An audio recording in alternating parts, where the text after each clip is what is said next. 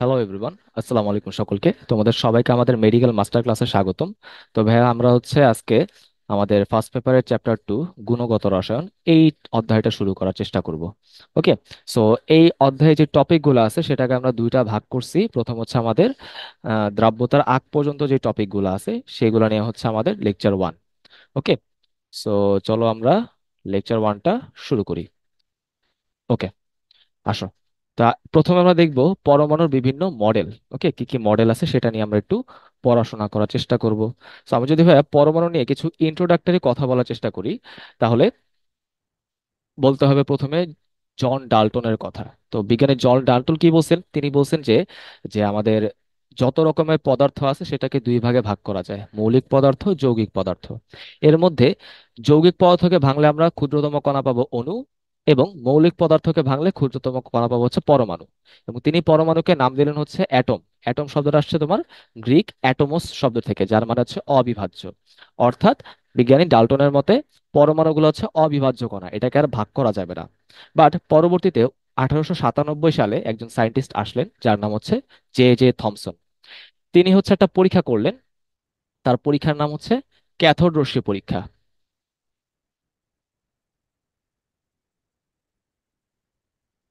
Cathode রশ্মি পরীক্ষা। তিনি এই ক্যাথোড রশ্মি পরীক্ষার মাধ্যমে পরমাণুর ভিতরে আরো কিছু ছোট কণিকার সন্ধান পাইলেন। তিনি সেই ছোট কণিকার নাম দিয়ে দিলেন হচ্ছে ইলেকট্রন। ওকে, তাহলে ইলেকট্রনের আবিষ্কারক কে হবে? বিজ্ঞানী জে জে থমসন। ওকে। এবং তিনি ইলেকট্রন নিয়ে কি বললেন? তিনি বললেন পরমাণুর ভিতরে ইলেকট্রনগুলো হচ্ছে এমন ভাবে ছড়ানো থাকে যেন পায়েসের ভিতরে যেরকম কিসমিস ছড়ানো থাকে। এই জন্য তার মডেলটাকে আমরা কি বলতে পারি? কিসমিস মডেল বলতে পারি। অথবা তুমি এভাবেও চিন্তা করতে পারো, তরমুজের মধ্যে তরমুজের বিচিগুলো যেভাবে হচ্ছে ছড়ানো থাকে, ইলেকট্রনগুলো ঠিক সেভাবেই পরমাণুর মধ্যে ছড়ানো থাকে। এই জন্য সেটাকে আমরা তরমুজ মডেলও বলতে পারি। অথবা এটাকে আমরা পাম পুডিং মডেলও বলতে পারবো, কোনো সমস্যা নাই। ওকে, তাহলে এই হচ্ছে আমাদের পরমাণুর গঠন নিয়ে ইনিশিয়াল কিছু কথা। বাট পরমাণু আসলেই দেখতে কিরকম এটা নিয়ে সুগঠিত কথা বলছেন হচ্ছে বিজ্ঞানী রাদারফোর্ড। ওকে। তিনি তার পরমাণু মডেল 1911 সালে প্রদান করেন, এবং সেখানে তিনি বললেন যে পরমাণুর প্রায় সমস্ত ভর ও ধনাত্মক চার্জ তার কেন্দ্রে পুঞ্জীভূত থাকে। তিনি সেই কেন্দ্রের নাম দিয়ে দিলেন হচ্ছে নিউক্লিয়াস। তো তার মডেলটাকে আমরা সেই অনুযায়ী নিউক্লিয়ার মডেল বলতে পারি। ওকে। এবং আমরা পরবর্তীতে জানবো যে তার এই মডেলটা সৌরজগতের সাথে তুলনা করা সম্ভব। ওকে। তাই এটাকে আমরা কি বলতে পারি? Solar system atom model. Okay. আচ্ছা। তো তার মডেলে যেসব ভুলভ্রান্তিগুলো আছে, যেসব সীমাবদ্ধতা আছে, সেগুলো হচ্ছে সলভ করার জন্য তার ঠিক 2 বছর পর তারই স্টুডেন্ট বিজ্ঞানী বোর চলে আসলেন, এবং তিনি হচ্ছে তার পরমাণু মডেল উপস্থাপন করেন। ঠিক একই সিকোয়েন্সে তার কিছু বছর পর আমাদের চলে আসলো হচ্ছে বেশ কিছু সায়েন্টিস্টের কথা। তাদের সম্মিলিত জিনিসটাকে আমরা কি বলতেছি, বা তাদের সম্মিলিত একটা পরমাণু মডেলকে আমরা বলতেছি হচ্ছে কোয়ান্টাম বলবিদ্যা পরমাণু মডেল। এবং সেটা হচ্ছে বর্তমানে প্রচলিত সবচেয়ে গ্রহণযোগ্য মডেল। তাই এটাকে আমরা কি বলতে পারি? আধুনিক মডেল বলতে পারি। ওকে। তো আশা করি ভাই এই কথাগুলো তোমরা বুঝতে পারছো। তো চলো হচ্ছে আমরা আগাই। তো প্রথমে হচ্ছে আমরা পড়বো এখন রাদারফোর্ডের পরমাণু মডেল। ওকে। সো এখন আমরা পড়বো হচ্ছে রাদারফোর্ডের পরমাণু মডেল। Rutherford model. সো বিজ্ঞানী রাদারফোর্ড 1911 সালে কি করলেন? আলফা কণা বিচ্ছুরণ পরীক্ষা করলেন। ওকে। তার মানে তিনি কি করলেন? তিনি হচ্ছে একটা নির্দিষ্ট প্রসিজারের মাধ্যমে আলফা কণাকে ছুঁড়ে ছুঁড়ে টেস্ট করে দেখলেন। তো এখন প্রশ্ন হচ্ছে, ভাই আলফা কণা বলতে কি বোঝায়? দেখো আমি লিখে রাখছি, আলফা কণা হচ্ছে মেনলি দ্বি ধনাত্মক হিলিয়াম নিউক্লিয়াস। অর্থাৎ এই ধরো হচ্ছে আমাদের হিলিয়াম পরমাণু। হ্যাঁ, পরমাণুর সংখ্যা 2, ভর সংখ্যা 4। তার মানে তার মধ্যে কয়টা ইলেকট্রন আছে বলো তো দেখি? প্রোটন সংখ্যা সমান। সেই দুইটা যদি আমি বের করে নিয়ে যাই তাহলে শুধুমাত্র কি থাকবে? তার নিউক্লিয়াসটা থাকবে, তাই না? তাহলে এই হচ্ছে আমাদের সেই আলফা কণা। তো আমি কি করলাম? এই আলফা কণাকে আমি ছুঁড়ে ছুঁড়ে মেরে টেস্ট করে দেখলাম। এই জন্য এই পরীক্ষাটার নাম কি? আলফা কণা বিচ্ছুরণ পরীক্ষা। ওকে। তাহলে এই পরীক্ষার জন্য আমাদের কি কি লাগবে? আর দেখো, আমাদের প্রথমে তো লাগবে হচ্ছে আলফা কণা, তাই তো অবভিয়াস কথা। তারপর কি লাগবে? 0.00004 সেন্টিমিটার, খুবই পাতলা একটা সোনার পাত দরকার হবে। হ্যাঁ, মানে হচ্ছে মেনলি পরমাণুর গঠন ব্যাখ্যা করার জন্যই আমি এই সোনার পাতটা ব্যবহার করব। এবং সাথে কি লাগবে? জিঙ্ক সালফাইডের আবরণযুক্ত পর্দা। এখন বিষয়টা কিরকম ভাবে কাজ করে আমি তোমাদের একটু বলি। যে লেসে তিনি কি করলেন, তিনি হচ্ছে এই যে আমাদের স্বর্ণের খণ্ডটা নিলেন, হ্যাঁ, সোনার পাটটা নিলেন 0.00004 সেন্টিমিটার। ওকে, এর মধ্যে মেনলি পরমাণুগুলো আছে, তিনি সেই পরমাণুগুলোকে টেস্ট করার জন্যই হচ্ছে মেনলি পরীক্ষাটা করেন। এর আশেপাশে তিনি কি করলেন, এর আশেপাশে হচ্ছে প্রায় বৃত্তাকার তিনি একটা পর্দা বসাই দিলেন। ওকে, এর পাশে হচ্ছে একটা বৃত্তাকার পর্দা বসাই দিলেন, এবং সেই বৃত্তাকার পর্দার মধ্যে তিনি হচ্ছে একটা দ্রবণের বা একটা পদার্থের আবরণ প্রলেপ করলেন। হ্যাঁ, সে পদার্থের নাম কি? Zinc sulphide. এখন আমাদের প্রশ্ন হচ্ছে কেন আমি জিঙ্ক সালফাইড নিব? কারণ এই জিঙ্ক সালফাইড একটা স্পেশাল প্রপার্টি আছে, সেটা কি বলতো? অনুপ্রভা। অনুপ্রভা সে তৈরি করতে পারবে। অনুপ্রভা সৃষ্টিকারী পদার্থ হচ্ছে জিঙ্ক সালফাইড। এখন অনুপ্রভা বলতে আবার কি বোঝায় একটু পরে আমরা দেখব। দেখো, এখন আমি কি করব, এখানে হচ্ছে আমাদের যে আলফা কণিকাগুলো আছে, সেই আলফা কণিকাগুলো হচ্ছে আমি ছুঁড়ে ছুঁড়ে মারবো। ঠিক আছে, বিচ্ছুরণ করব। রাইট? যেমন ধরো এই আলফা কণিকাকে ছুঁড়ে মারলাম, আমি দেখলাম কি এটা হচ্ছে একদম অপোজিটে এসে জিঙ্ক সালফাইডের পর্দাটাকে হিট করলো। এখন আলফা কণিকা তো ভাইয়া অনেক ছোট, তাই না? এই ছোট ছোট কণিকাগুলো যে এখানে পর্দায় এসে হিট করলো, সেটা আমি কিভাবে বুঝতে পারি? এর জন্য মেনলি আমরা জিঙ্ক সালফাইড এখানে ইউজ করতেছি। যখনই এই আলফা কণিকাগুলো জিঙ্ক সালফাইডের পর্দাকে হিট করবে, তাই না, তখন হচ্ছে এখানে কি হবে, কিছু লেজার লাইটের মতো আলো দেখা যাবে। আমরা ছোটবেলায় লেজার লাইট নিয়ে অনেক খেলাধুলা করছি, তাই না? সো সেরকম লেজার লাইট মারলে যেরকম আলো দেখা যায়, অল্প একটা জায়গায় কেন্দ্রীভূত আলো, ঠিক কিছু সেকেন্ডের জন্য সেরকম আলো আমি দেখতে পারবো। এই ঘটনাকে আমরা কি বলতেছি? অনুপ্রভা বলতেছি। ওকে, মেনলি এই কণিকা যে সোনার পাতকে ভেদ করে বের হয়ে গেল, হ্যাঁ, সেটা বোঝার জন্য আমরা এখানে জিঙ্ক সালফাইড নিলাম। আচ্ছা, গেল। তো মেনলি দেখা যায় প্রায় 20,000 আলফা কণার মধ্যে মাত্র একটা কণিকা হচ্ছে সরাসরি অপোজিট দিকে চলে আসে। হ্যাঁ, মাত্র একটা কণিকা কি করবে, সরাসরি হচ্ছে অপোজিট দিকে চলে আসবে, যেই বরাবর গেছে ঠিক একই দিকে চলে আসবে। তার মানে বুঝতেই পারতেছি প্রায় সবটুকু কণাই, হ্যাঁ, বলা যায় হচ্ছে 99.97% আলফা কণাই হচ্ছে একদম সরাসরি ভেদ করে চলে গেল। রাইট? আচ্ছা, তাহলে এই হচ্ছে আমাদের অবজারভেশনটা। আরেকটা অবজারভেশন পাওয়া গেল কি, কিছু কিছু কণিকা আছে যারা হচ্ছে সরাসরি ফেরত না আসলেও কিছুটা বিক্ষেপিত হয়ে অন্যদিকে যে অনুপ্রভা তৈরি করছে। রাইট, এরকম বিষয়টা। তাহলে এই হচ্ছে আমাদের মেনলি পরীক্ষার পর্যবেক্ষণগুলা। বুঝতে পারলাম তো? তাহলে আমরা যদি আবার পড়ার দিকে ফিরে আসি, দেখি এখানে লেখাই আছে পর্যবেক্ষণগুলো আমি কি কি পাচ্ছি। প্রায় 99% কণা হচ্ছে পাত ভেদ করে পর্দাকে দীপ্তিমান করে, এবং 20,000 কণিকার মধ্যে মাত্র একটা হচ্ছে সোজা বিপরীত দিকে ফিরে আসে। আচ্ছা, তাহলে এখান থেকে আমি কি কি সিদ্ধান্ত নিতে পারি সেটা একটু দেখা যাক যাক। প্রথমে কি লেখা আছে দেখো, পরমাণুর অধিকাংশ স্থানই ফাঁকা। এই জন্য কি হয়, এই জন্য হচ্ছে তার 99% কণা হচ্ছে সেটাকে ভেদ করে চলে যাচ্ছে, তাই না? এবং খেয়াল করে দেখো, কেন্দ্রে পরমাণুর সমগ্র ভর হচ্ছে পুঞ্জীভূত থাকে। এটা আমি কেমনে বুঝতে পারলাম? কারণ দেখো, আমি যেই কণিকাগুলো কেন্দ্র বরাবর নিক্ষেপ করছি সেইগুলাই কিন্তু আলটিমেটলি বাধা পেয়ে একদম সরাসরি 180 ডিগ্রি কোণে ব্যাক চলে আসছে। বুঝতে পারছো কি কথাটা? এই জন্য আমি বলতে পারি যতটুকু ভর আছে তার বেশিরভাগই হচ্ছে কেন্দ্রে পুঞ্জীভূত। দেখো লেখা আছে কি, যে কেন্দ্রে হচ্ছে পরমাণুর সমগ্র ভর 99.97%, অথবা সহজে তুমি 99% পড়তে পারো, কোনো সমস্যা নাই। সো এই ভরের জায়গাটাকে আমরা কি নাম দিলাম? নিউক্লিয়াস। এই জন্য তার মডেলটাকে আমরা কি বলতে পারি? নিউক্লিয়ার মডেল বলতে পারি। ওকে, তাহলে এখন আশা করি তোমরা এই নিউক্লিয়ার মডেল সম্পর্কে ক্লিয়ার ক্লিয়ার হইতে পারলা। ওকে, আচ্ছা। পরে কি বলা হলো দেখো, পরমাণু হচ্ছে সামগ্রিকভাবে তড়িৎ নিরপেক্ষ। অর্থাৎ বাইরে যতগুলা ইলেকট্রন থাকবে ঠিক তার সমপরিমাণ প্রোটনও কিন্তু কেন্দ্রে থাকবে। তার মানে আমরা কি বুঝতে পারলাম? আমি যদি আবার তোমাকে ওই স্লাইডটা নিয়ে যাই, তাহলে খেয়াল করে দেখো, বাইরে যদি আমাদের 10টা ইলেকট্রন থাকে, তাহলে আমাদের ভেতরে কতগুলো প্রোটন থাকবে? নিশ্চয়ই 10টা প্রোটনই থাকবে। তো ভেতরে যেহেতু ভরগুলো হচ্ছে একটা ছোট জায়গায় পুঞ্জীভূত, সেই জায়গায় আমাদের চার্জটাও পুঞ্জীভূত থাকবে। অর্থাৎ এই হচ্ছে আমাদের সেই চার্জটা। বুঝতে পারলাম?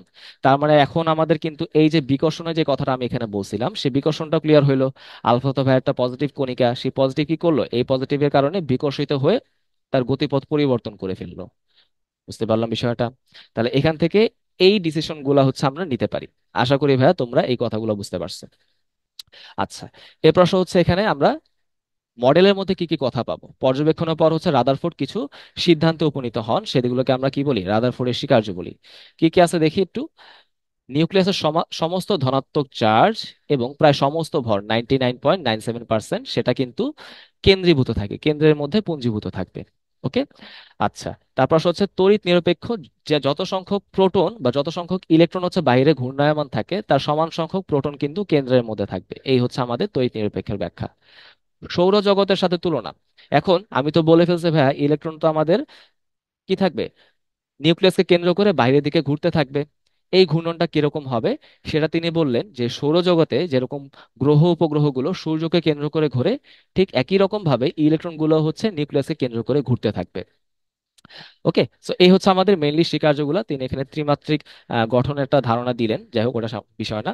আমাদের জন্য ইম্পর্টেন্ট হচ্ছে সীমাবদ্ধতাগুলো, খুবই ইম্পর্টেন্ট। দেখো, এই মডেল অনুযায়ী বর্ণালীর কোনো ব্যাখ্যা দেওয়া সম্ভব না। তুমি যদি পরমাণুকে অনেক জুম করে দেখো তাহলে আমি দেখতে পারবো হচ্ছে বিভিন্ন কক্ষপথের মধ্যে বিভিন্ন বর্ণালী পাওয়া যায়, বিভিন্ন কালার পাওয়া যায়, বুঝছো, বিভিন্ন লাইন স্পেকট্রাম পাওয়া যায়।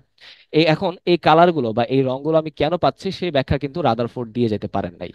আচ্ছা, কক্ষপথে ইলেকট্রন কিভাবে পরিভ্রমণ করে, ঠিক আছে, বা পরিক্রমণ করে, অর্থাৎ ইলেকট্রন গুলো তো ঘুরতেছে, বা তারা কিভাবে ঘুরতেছে, কোন পথে ঘুরতেছে সেই ব্যাখ্যা কিন্তু রাদারফোর্ড দেন নাই।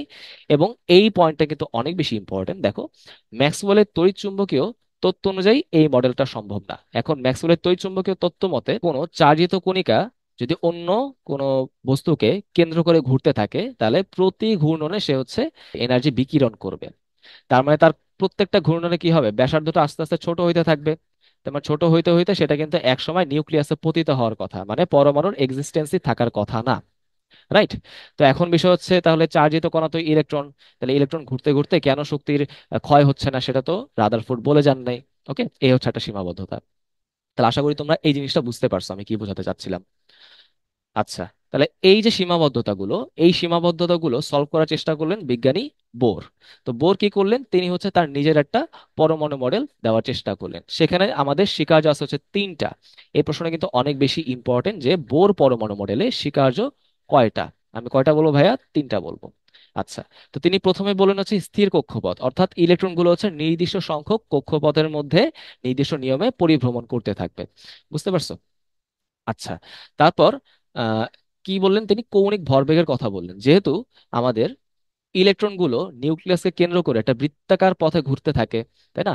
এটা কিন্তু তিনি প্রথম কক্ষপথের মধ্যেও বললেন যে নির্দিষ্ট কক্ষপথে থাকবে, এবং কক্ষপথগুলো কিরকম হবে, বৃত্তাকার হবে। হ্যাঁ, কিছু কিছু বই লেখা আছে উপবৃত্তাকার, বা বৃত্তাকারটা বেশি সঠিক। তো যেহেতু একটা কণিকা হচ্ছে বৃত্তাকার পথে পরিভ্রমণ করতে থাকে, তাহলে কিন্তু তার ভরবেগ দুই রকম হয়। একটা হচ্ছে রৈখিক ভরবেগ, তাই তো, এটাকে আমরা পি দিয়ে রিপ্রেজেন্ট করতে পারি। আর এটা হচ্ছে কৌণিক ভরবেগ। ওকে, এই কৌণিক ভরবেগ মানে কি হবে, তো কৌণিক ভরবেগ মানে হচ্ছে আর, মানে ব্যাসার্ধ ভেক্টর ক্রস গুণফল পি ভেক্টর, যেটা উল্টো কি পাওয়া যায়, এমভিআর। তো তিনি কি বললেন, এই এমভিআর অর্থাৎ কৌণিক ভরবেগের মান কত হবে, NH/2 পাই। বুঝতে পারছো? তাহলে কৌণিক ভরবেগের মান পাওয়া যাবে হচ্ছে H/2 পাই এর পূর্ণ সাংখ্যিক গুণিতক। এটা তিনি বলে বলে গেলেন। এবং তিনি এখানে বর্ণালীর একটা প্রাথমিক ব্যাখ্যা তিনি বলে গেলেন। তিনি কি বললেন, যদি, দেখো আমি এখানে বোঝানোর চেষ্টা করি যে আমি যদি একটা পরমাণুর মধ্যে বাইরে থেকে এনার্জি দেই, সেই এনার্জিটা কি করবে, ইলেকট্রন অ্যাবজর্ব করে ফেলে। এখন শক্তি স্তর তো নির্দিষ্ট, তাই না, কক্ষপথ গুলো তো নির্দিষ্ট। নির্দিষ্ট কক্ষপথে তো আমাদের যে কোনো অ্যামাউন্ট শক্তি নিয়ে থাকা যাবে না। তো ইলেকট্রন গুলো কি করে, সে শক্তি নিয়ে তার উচ্চতর কক্ষপথে চলে যায়। সে যদি দুইয়ে থাকে সে ধরো হচ্ছে শক্তির মান অনুযায়ী 3 বা 4 বা 5-এর মধ্যে চলে যায়। তো এই বরাবর আমি যেই রেখাটা দেখতে পারবো সেটাকে আমরা বলি হচ্ছে শোষণ রেখা। ঠিক আছে, শোষণ রেখা, বা তোমাদের বই মতে এটাকে শোষণ বর্ণালী বলা হয়েছে, যদিও বর্ণালী বলা উচিত না এটাকে। যাই হোক, তো শোষণ রেখা বা শোষণ বর্ণালী পাওয়া যাবে। সো এই শোষণ রেখা কিরকম হবে, কালো হবে, কারণ এখানে কিন্তু এনার্জি শোষণ হয়ে গেছে, তাই না? আচ্ছা, যখন আমি এই এনার্জি সোর্সটাকে সরাই ফেলবো তখন কি হবে, এই ইলেকট্রনটা সমপরিমাণ শক্তি বিকিরণ করে আবার হচ্ছে আগের জায়গায় চলে আসবে, আগের শক্তি স্তরে চলে আসবে। তাহলে এই লাইন বরাবর আমি যেই এনার্জিটা পাবো, যে বর্ণালীটা পাবো, সেটা হবে কি, বিকিরণ রেখা বা বিকিরণ বর্ণালী। বুঝতে পারলাম, বিকিরণ বর্ণালী মেনলি এই বিকিরণ বর্ণালী হচ্ছে আমরা চোখে দেখতে পারি। অর্থাৎ যখন হাই শেল থেকে লো শেলে ইলেকট্রন হচ্ছে চলে আসে তখনই বিকিরণ বর্ণালী তৈরি হয়। এই কথাটাই মেনলি রাদারফোর্ড বলে গেলেন। আচ্ছা, সীমাবদ্ধতাগুলো কি আছে দেখি তো একটু। প্রথমে দেখো কি বলা হচ্ছে যে একাধিক ইলেকট্রন বিশিষ্ট পরমাণুর বর্ণালী ব্যাখ্যা সম্ভব না। এখন রাদারফোর্ড কি করলেন, তিনি হচ্ছে মেইনলি হাইড্রোজেন পরমাণুর জন্য বর্ণালীটা ব্যাখ্যা করলেন। এখন হাইড্রোজেন পরমাণুতে কয়টা ইলেকট্রন আছে ভাইয়া বলো? একটা ইলেকট্রন। যদি একাধিক ইলেকট্রন চলে আসে সেখানে নিশ্চয়ই ইলেকট্রন ইলেকট্রন বিকর্ষণ বলও থাকে, তাই না? তো সেই বিকর্ষণ বলের সাথে বর্ণালীর কি সম্পর্ক সেটা কিন্তু রাদারফোর্ড বলে যান নাই। তো বুঝতেই পারতেছি তাহলে আমাদের বর্ণালীর ব্যাখ্যাটা কার কার জন্য প্রযোজ্য হবে? হাইড্রোজেন যেখানে একটা ইলেকট্রন, হিলিয়াম প্লাস চিন্তা করো এখানেও কিন্তু একটা ইলেকট্রন, লিথিয়াম 2+, বা ধরো হচ্ছে বেরিলিয়াম 3+, যাদের মধ্যে একটা করে ইলেকট্রন থাকবে তাদের ক্ষেত্রে কিন্তু আমাদের বোর পরমাণু মডেলটা প্রযোজ্য হবে। আচ্ছা, তারপর দেখো আপেক্ষিকতা তত্ত্ব এবং অনিশ্চয়তা নীতি হচ্ছে মেনে চলবে না, এটা আসলে খুব একটা ইম্পর্টেন্ট না, কারণ এগুলো কিন্তু আরো পরে আসছে, হ্যাঁ। আচ্ছা, এবং সাথে কি জিমেন ও স্টার প্রভাব ব্যাখ্যা করা সম্ভব নয়। এখন প্রশ্ন হচ্ছে ভাই জিমেন প্রভাব কি আর হচ্ছে স্টার প্রভাব কি? খেয়াল করে দেখো, আমাদের যে রাদারফোর্ড বলে গেলেন যে আহ, এখানে বিকিরণ বর্ণালী পাওয়া যাবে, তাই না? বিকিরণ বর্ণালী হচ্ছে এখানে পাওয়া যাচ্ছে। আমি পরবর্তীতে আরো গবেষণা করে কি পাইলাম, এই বর্ণালীগুলো শুধুমাত্র একটা রেখা না, এই রেখাগুলো আরো সূক্ষ্ম সূক্ষ্ম অনেকগুলো রেখায় ভাগ করা থাকে। বুঝতে পারলাম? তাহলে এটা কিন্তু একটা সীমাবদ্ধতা তুমি বলতে পারো। এখন এই সূক্ষ্ম রেখাগুলো যদি চুম্বক ক্ষেত্রের মধ্যে চলে আসে, হ্যাঁ, চুম্বক ক্ষেত্রের মধ্যে চলে আসে, তাহলে সেই রেখাগুলো আরো সূক্ষ্মতর রেখায় বিভক্ত হয়ে যায়। সেটাকে আমরা কি বলতেছি? জিমেন প্রভাব। আবার সেটা যদি কোনো তড়িৎ ক্ষেত্রের মধ্যে চলে আসে, তাহলে সেটা আরো সূক্ষ্মতর রেখায় বিভক্ত হয়ে যাবে, সেটাকে আমরা বলবো হচ্ছে স্টার্ক প্রভাব। তার মানে সহজভাবে মনে রাখবো যে চুম্বক প্রভাব হচ্ছে মেনলি জিমেন প্রভাব, স্টার্ক প্রভাব মানে হচ্ছে তড়িৎ প্রভাব। ঠিক আছে, এভাবে কিন্তু মনে রাখা যায়। তাহলে আশা করি ভাইয়া তোমরা এই জিনিসটা বুঝতে পারছো। তাহলে চলো ভাই এখানে আগাই, যে কোয়ান্টাম বলবিদ্যা পরমাণু মডেল। আচ্ছা, এই মডেলটা মেনলি বোরের পরমাণু মডেলে যে সীমাবদ্ধতাগুলো ছিল সেইগুলাকে সলভ করার চেষ্টা করছে। এই মডেলে অবশ্যই বলা হয়েছে যে রাদারফোর্ড এবং বোরের যে পরমাণু মডেলগুলো আছে সেই কথাগুলোর বেসিকটা কিন্তু ঠিক আছে, বেশিরভাগই ঠিক। জাস্ট যেই কথাগুলো হচ্ছে সামঞ্জস্যপূর্ণ না সেগুলোই হচ্ছে আমরা সলভ করার চেষ্টা করব। এখানে বেশ কিছু সায়েন্টিস্ট হচ্ছে এই জিনিসগুলো হচ্ছে ব্যাখ্যা করার চেষ্টা করলেন। দেখো আমরা তাহলে একটা একটা করে পড়ি। দেখো, বিজ্ঞানী ম্যাক্স প্ল্যাঙ্ক কি বললেন? তিনি বললেন যে এই যে আমাদের যে ইলেকট্রন গুলো আছে সেই ইলেকট্রনের এনার্জিটা কখনোই হচ্ছে কন্টিনিউয়াস না। বুঝতে পারছো? মানে নিরবিচ্ছিন্ন না। এই ইলেকট্রন গুলো হবে বিচ্ছিন্ন বিচ্ছিন্ন প্যাকেট আকারের এনার্জি, যেটাকে আমরা কি বলতে পারি? কোয়ান্টা বলতে পারি। হ্যাঁ, কোয়ান্টা, রাইট। এবং প্রত্যেকটা প্যাকেটের এনার্জির মান তার কম্পাঙ্কের সমানুপাতিক হবে, অর্থাৎ E এইচ নিউ হবে, বা এটাকে তুমি এফও বলতে পারো। আবার নিউ ইকুয়াল টু কি? সি/ল্যামডা, তার মানে Hc/ল্যামডা। তাহলে E = Hc/ল্যামডা, এই ফর্মুলা কিন্তু আমাদের জন্য ইম্পর্টেন্ট। বুঝতে পারলাম? তিনি এই কথাটা মেনলি বলে গেলেন। ডি ব্রগলি কি বললেন? তিনি বললেন যে একটা আহ, চলনশীল ইলেকট্রন, হ্যাঁ, বা একটা ঘূর্ণায়মান ইলেকট্রনের কিন্তু আহ, কণা প্রপার্টিজও থাকে, মানে কণা ধর্মও থাকবে, আবার তরঙ্গ ধর্মও থাকবে। তিনি বললেন তরঙ্গ ধর্মটা হচ্ছে কণা ধর্মের ব্যস্তানুপাতিক। আমি তাহলে ইকুয়েশনটা কি পাবো? ইকুয়েশনটা পাবো হচ্ছে ল্যামডা, মানে তরঙ্গ ধর্ম, ইকুয়াল টু প্লাঙ্কের ধ্রুবক ডিভাইডেড বাই কণা ধর্ম, মানে ভরবেগ, রৈখিক ভরবেগ। ওকে। এই প্রশ্ন হচ্ছে শ্রোডিঞ্জার। শ্রোডিঞ্জার একটা জিনিস খেয়াল করলেন যে শক্তি স্তরগুলো হচ্ছে আবার বিভিন্ন ভাগে ভাগ করা সম্ভব। সেই ভাগগুলোকে আমরা অরবিটাল বলি, অর্থাৎ শক্তি স্তরের সব জায়গায় কিন্তু ইলেকট্রনের থাকার সম্ভাবনা সমান না। বুঝতে পারছো? তো তিনি হচ্ছে একটা সমীকরণ নিয়ে আসলেন, সেটাকে আমরা বলি হচ্ছে তরঙ্গ বলবিদ্যার আহ সমীকরণ। সেই সমীকরণ আমরা দেখতে পারি যে এখানে হচ্ছে এরকম ভাবে একটা ফাংশনের কথা আলোচনা করা হয়েছে, একটা সাই ফাংশনের কথা আলোচনা করা হয়েছে। সেটাকে আমরা বলি হচ্ছে ইলেকট্রনের বিস্তৃতি ফাংশন। হ্যাঁ, ইলেকট্রনের তরঙ্গ ফাংশনও বলা যায়, বিস্তৃতি ফাংশন বা তরঙ্গ ফাংশন, রাইট। তিনি এই তরঙ্গ ফাংশন নিয়ে মেনলি গবেষণা করার চেষ্টা করলেন। তো এই সাইয়ে কিন্তু আসলে তেমন কোনো ভ্যালু নাই, বুঝছো? এটা তাৎপর্য আছে বাট কোনো ভ্যালু নেই। বাট আমি যদি সাই স্কোয়ার চিন্তা করি, এই সাই স্কোয়ারে কিন্তু ভ্যালু পাওয়া যায়। ওকে। তো এই ভ্যালুটা আসলে কি ইন্ডিকেট করে? এই ভ্যালুটা আসলে আলটিমেটলি ইন্ডিকেট করবে হচ্ছে অরবিটের মধ্যে ইলেকট্রনটা সবচেয়ে বেশি কোথায় পাওয়া যাবে। ওকে। তো মেনলি দেখা যায় যেসব জায়গায় 90 থেকে 95% ইলেকট্রন পাওয়ার সম্ভাবনা থাকে, সেই সব জায়গাগুলোকে আমরা কি বলি? অরবিটাল। ওকে, অরবিটাল। বুঝতে পারলাম? তো এখান থেকে তাহলে আমি বুঝতে পারি মেনলি সাই স্কোয়ারের মানেই হচ্ছে অরবিটালের কথা। ওকে, ইজ ইট ক্লিয়ার? আচ্ছা, তারপর হচ্ছে বিজ্ঞানী হাইজেনবার্গের কথা, তিনি আসলেন কি অনিশ্চয়তা নীতি নিয়ে। হ্যাঁ, এখন অনিশ্চয়তা নীতি মানে কি, তিনি বললেন একটা চলনশীল চার্জযুক্ত কণার অবস্থান এবং ভরবেগ কখনোই হচ্ছে একসাথে নির্ণয় করা সম্ভব না। ওকে, আমি যদি নির্ণয় করতে চাই তাহলে ত্রুটি আসবে, সেই ত্রুটির মানটা কিরকম দেখো, H/4 এর সমান অথবা তার বেশি। তার মানে দেখো এই যে অবস্থানের পার্থক্য ইন্টু ভরবেগের পার্থক্য greater than or equal H/4 পাই। হ্যাঁ, তাহলে জাস্ট তোমার এই সূত্রগুলো চেহারা মনে রাখলেই চলবে। আশা করি হয় বুঝলাম। এবার কিছু আমরা প্রশ্ন সলভ করার চেষ্টা করি। দেখো, নিচের কোনটি হচ্ছে পারমাণবিক ব্যাসের নিকটতম? মনে রাখতে হবে পরমাণুগুলো হচ্ছে মেনলি অ্যাংস্ট্রম লেভেলে হয়, অ্যাংস্ট্রম লেভেলে হয়। এখন অ্যাংস্ট্রমের মান কত হবে, 10⁻⁻10 মিটার। তুমি এটাকে এখন সেন্টিমিটারে কনভার্ট করে ফেলো। কিভাবে সেন্টিমিটারে কনভার্ট করা যায়, 100 দিয়ে গুণ করে বা 10 স্কোয়ার দিয়ে গুণ করে, তাহলে হয়ে যাবে হচ্ছে 10⁻⁻8 সেন্টিমিটার। বুঝতে পারলাম? তাহলে উত্তর কি হবে, অপশন ডি, ঘ নাম্বারটা। আচ্ছা, ভরবেগ সমীকরণ অনুযায়ী কোনটি ভুল হবে? কৌণিক ভরবেগের সমীকরণ কি ছিল? mvr ইকুয়াল টু NH/2 পাই। এখানে এম হচ্ছে ইলেকট্রনের ভর, ভি হচ্ছে ইলেকট্রনের বেগ, আর হচ্ছে কক্ষপথের ব্যাসার্ধ, এন হচ্ছে কক্ষপথের সংখ্যা, এইচ হচ্ছে প্লাঙ্কের ধ্রুবক, তাই না? তো এখানে দেখো কোনটা ভুল হবে। এম ইলেকট্রনের ভর কথা ঠিক আছে, আর অরবিটের ব্যাসার্ধ এটাও ঠিক আছে, এইচ প্লাঙ্কের ধ্রুবক এটাও ঠিক আছে। ভিটা ভুল, তাই না? ভি হচ্ছে ইলেকট্রনের বেগ, প্রোটনের কিন্তু বেগ এখানে আমরা ক্যালকুলেট করব না। চলো আমরা আগাই।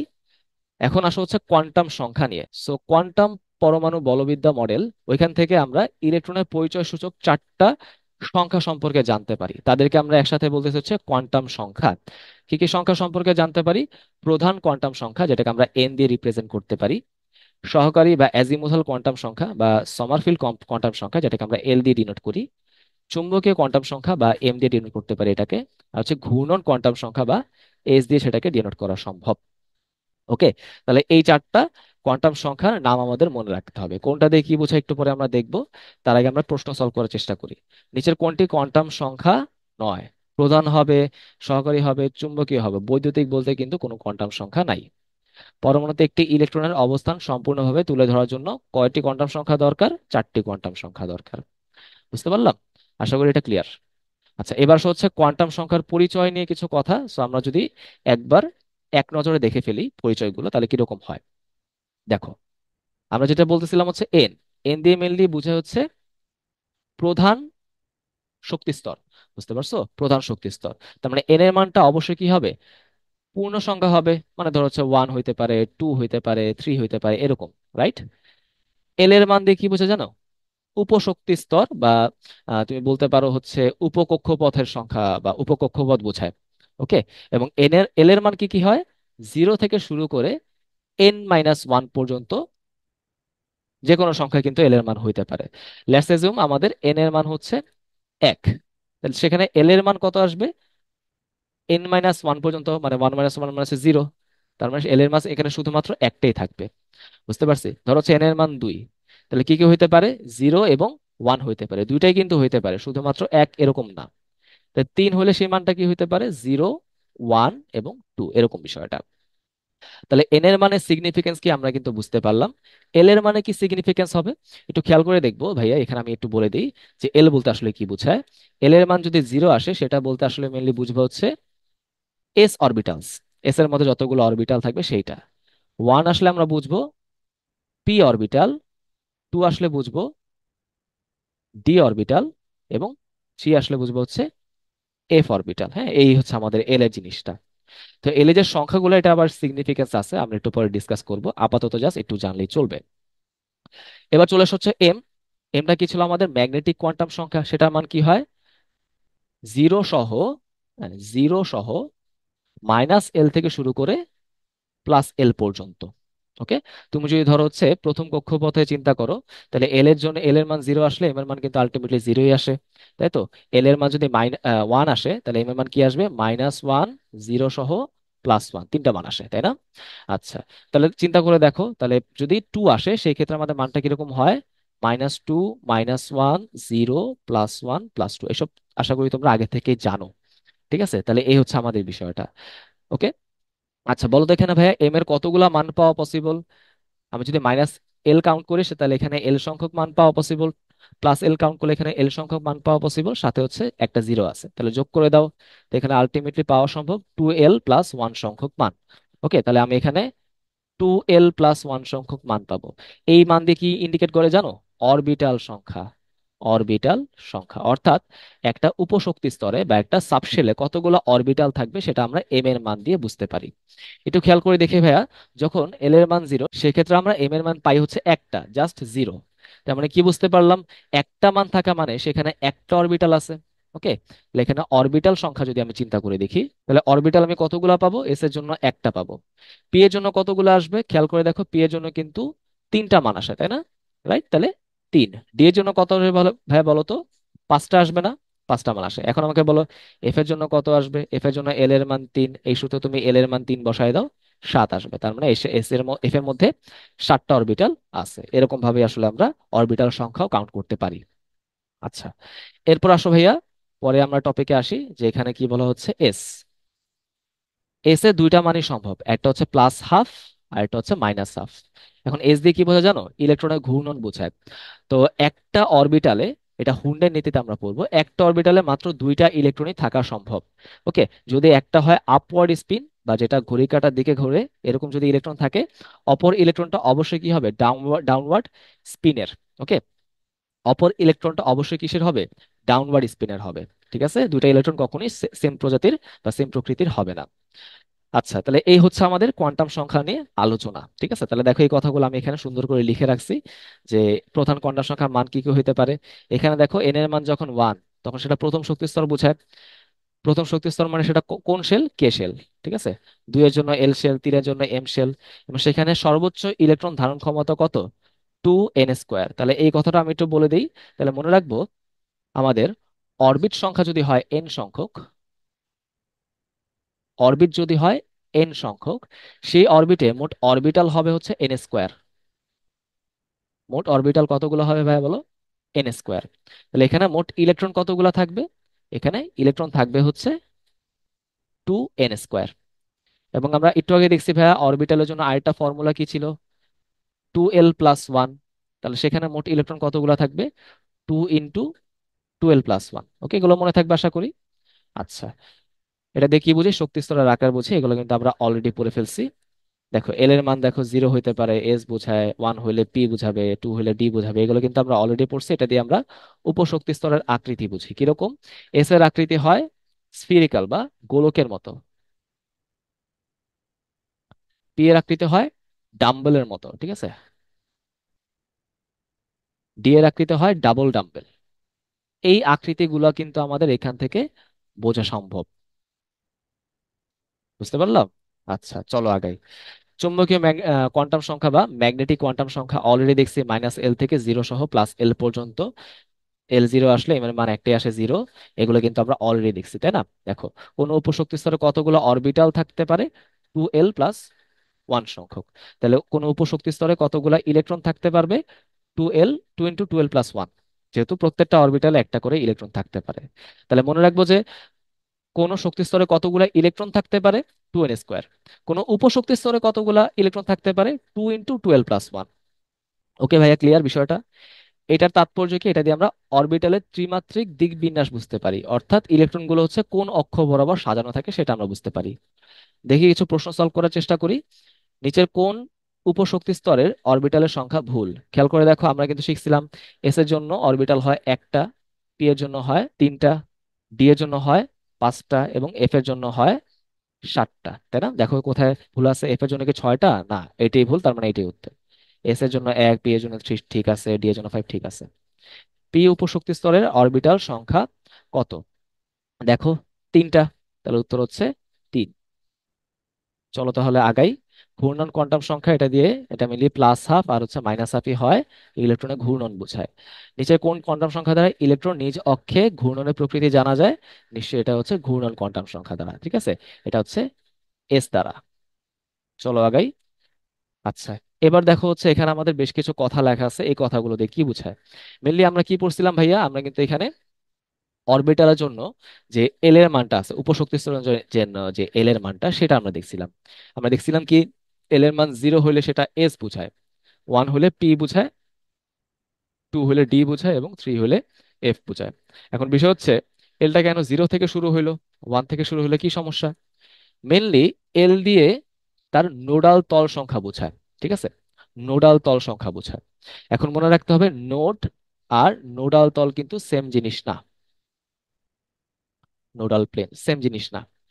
নোড দিয়ে কি বোঝায়? নোড দিয়ে বোঝায় ভাইয়া একটা পরমাণুর মধ্যে ইলেকট্রনগুলো কখনোই দুইটা শক্তি স্তরের মধ্যবর্তী জায়গায় থাকতে পারে না।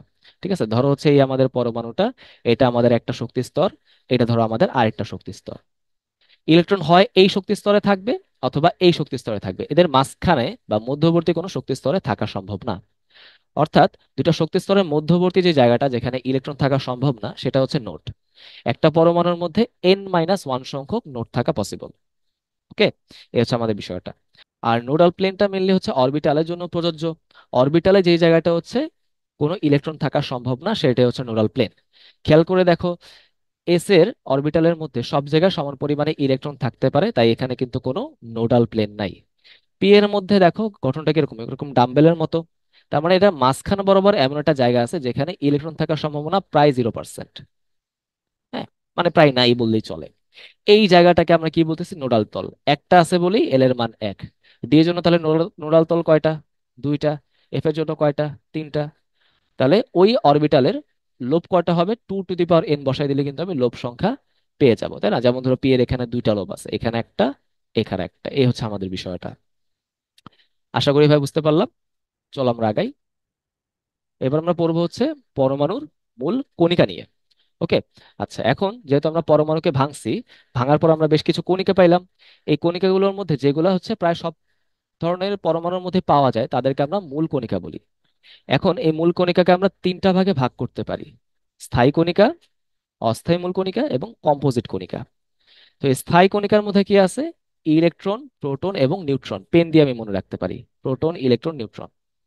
অস্থায়ী মূল কণিকার মধ্যে কি আছে? নিউট্রিনো, অ্যান্টি নিউট্রিনো, গ্র্যাভিট্রন, পজিট্রন, এরকম অনেক কণিকা আছে, তাই না?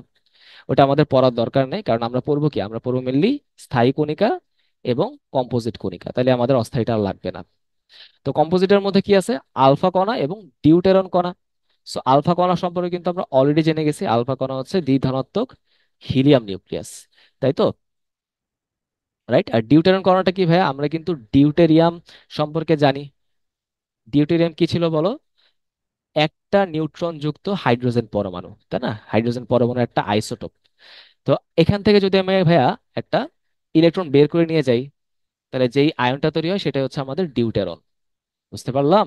আচ্ছা, বুঝতে পারছি। আসো, নিচের কোন সংমিশ্রণটি স্থায়ী মূল কণিকা হয়? পেন দিয়ে আমি মনে রাখছিলাম না ভাইয়া, পেনের সাথে মিলাও একটু, দেখো কোথায় পেন আছে। পেন আছে হচ্ছে এই যে প্রোটন, ইলেকট্রন, নিউট্রন। তাহলে উত্তর হচ্ছে অপশন সি। নিচের কোনটি সত্য নয়? আলফা তো কম্পোজিট, এটা ঠিক আছে। পজিট্রন কি স্থায়ী না? এটা তো ভুল, তাহলে উত্তর হচ্ছে অপশন বি। বাকিগুলো কিন্তু ঠিক আছে। আচ্ছা, এবার দেখো, ইলেকট্রন, প্রোটন এবং নিউট্রন নিয়ে কিন্তু বেশ কিছু আলোচনা এখানে দেওয়া আছে।